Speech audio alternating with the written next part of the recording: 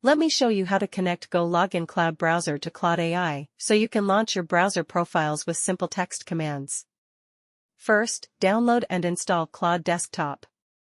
Next, download and install Node.js. Open Terminal and install Gologin MCP with this command. Enter your Mac password when prompted. Now go to Gologin, open Settings, then API and MCP, and copy your API token. Back in Terminal, run this command and paste your API token. You should see Done.